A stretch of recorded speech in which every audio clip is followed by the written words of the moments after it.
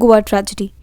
अभी रिसेंटली गोवा के एक नाइट क्लब में आग लगी जिसकी वजह से कई सारे लोग जो हैं वहाँ से निकल नहीं पाए क्योंकि प्रॉपर इवैक्यूएशन प्रोसीजर और पैसेज नहीं था एंड बहुत सारे लोगों की डेथ हो गई। तो इस ट्रेजेडी से वापस से हमारे देश में फायर सेफ्टी रेगुलेशंस का क्या सीन है वो टॉपिक वापस हाईलाइट हो जाता है। Let's see. सबसे पहले आता है मेन नेशनल बिल्डिंग कोड। ये एक बिल्डिंग कोड है जो बेसिकली हर बिल्डर को अपनी बिल्डिंग में अबाइड करने चाहिए ताकि फायर सेफ्टी जैसे हैजर्ड्स हैं उनको टाइमली कंट्रोल करके लॉसेस को मिनिमाइज किया जा सके।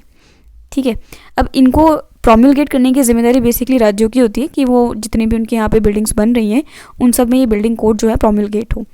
इसमें क्या क्या है बेसिकली मोटा मोटा देखें तो एक तो फायर जोन परिभाषित कर रखे हैं कि कौन सी ऐसी बिल्डिंग्स हैं जो ज़्यादा खतरे में रहती हैं, that they are more prone that they'll catch fires, जैसे इंडस्ट्रियल एरियाज़ हो गए, केमिकल फैक्ट्रीज हो गई, और कुछ उनमें कम खतरा होता है जैसे अपने रेसिडेंशियल एरियाज़ होते हैं। तो ये प्रोवाइड करता है कि जो इंडस्ट्रियल एरिया में जो ये केमिकल फैक्ट्रीज वगैरह हैं इनको रेसिडेंशियल एरिया से थोड़ा सेपरेट और दूर बनना चाहिए ताकि फायर सेफ्टी का कोई भी अगर हैजर्ड होता है तो रेसिडेंशियल एरिया में वो ना आए। दूसरा नॉन कम्बस्टेबल मटेरियल, जैसे सीढ़ी या जो वॉल्स होती है ना उनको बनाने के लिए नॉन कम्बस्टेबल मटेरियल्स यूज़ करने चाहिए ताकि आसानी से ये जो सीढ़ी जैसी चीज़ है जो इवैक्यूएशन के लिए बहुत नेसेसरी है अगर वो ही जल जाती है तो फिर लोग अंदर फंस जाएंगे, इसलिए इनको नॉन कम्बस्टेबल मटेरियल से बनाना चाहिए कि 2-3 घंटे तो ये आग झेल ले। तीसरा, भवन की हाइट और ओपन स्पेसेस थोड़ी सी चौड़ी बनानी चाहिए ताकि बहुत सारे लोग जो होते हैं ना वो आग लगने से नहीं मरते, आई रिपीट वो दम घुटने से मरते हैं क्योंकि जो गैसेस रिलीज हो रही होती है ना जब आग लगती है उनसे क्या होता है ऑक्सीजन कट ऑफ हो जाता है बॉडी में and you know oxygen is so essential for your body to survive. As soon as आपके ब्रेन को ऑक्सीजन सप्लाई कट होता है ना तो आपका ब्रेन डेड हो जाता है। तो इसीलिए कई लोग तो सिर्फ दम घुटने की वजह से मर जाते हैं।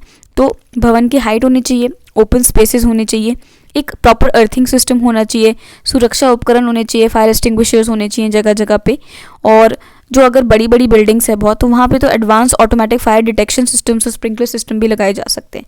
एंड एक बेसिक मैकेनिज्म जो सब में होना चाहिए वो है सेफ एस्केप रूट कि अगर ऐसी कोई घटना कहीं होती भी है तो वहाँ से लोग जो है निकल सकें आसानी से। अब इसमें चूक क्यों होती है क्योंकि बेसिकली जो ये नियमों को अनुपालन है ना उसका अभाव रहता है। बिल्डिंग्स ऐसे बन जाती हैं एंड उनमें ये जो बिल्डिंग कोड होता है ये प्रोमलगेट नहीं होता। तो government needs to put stringent actions on these buildings जो ये कोड फॉलो करके नहीं बना रहे हैं।